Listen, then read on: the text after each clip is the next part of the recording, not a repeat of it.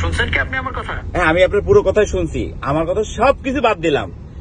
আমি তো আপনি আমাকে ভালো না বাসলে আমার বাসায় আসতেন না, আমার অফিসে আসছেন, বারবার আসছেন। আমি আপনার কাছে কোনোদিন ফোন করি নাই। আপনার রিকোয়েস্টে রনি আমার ছোট ভাই, রনির রিকোয়েস্টে আকাশ আমার ছোট ভাই, আপনাদের এই সকলের রিকোয়েস্টে আমি ভিডিও বানাইলাম। এবং আমাকে যখন রিকোয়েস্ট, আমি জীবনে কোনোদিন কারো ভিডিও বানাই দিই না ভাই, বিশ্বাস করেন, জীবনে কোনোদিন। ওই লোকরা ওই দিন আসছে, বিপদে পড়ে আসছে আমার কাছে, ঠিক আছে, আমি ওনাদের ভিডিও বানাই দিছি। আপনারাও, আমি ভাবছি ভাই আমি একটা জিনিস আপনাকে বলি, রাজনীতি, এখানে তো রাজনীতির কোনো বিষয় না, আপনার সাথে তো আমার কোনো রাজনীতির বিষয় না, ভালোবাসার ভাইয়ের একটা বিষয়।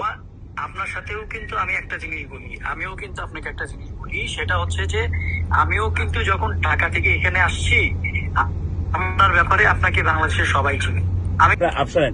আপনি অনন্য মামুন, আপনারা চেনার আমার দরকারই নেই, আমারও আপনার চেনার দরকার নেই। ভাই শুনেন না, আমারটা শুনেন।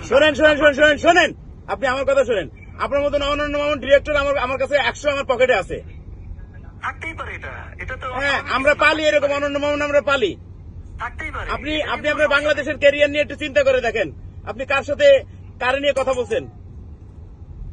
না, এখানে কথা বলার কি? আমাকে যখন আমি এখানে কথা বাদই দিলাম, আপনি বাংলাদেশের কথা খালি চিন্তা করে দেখেন, একটু চোখ বুঝে একটু চিন্তা করে দেখেন, ঠিক আছে?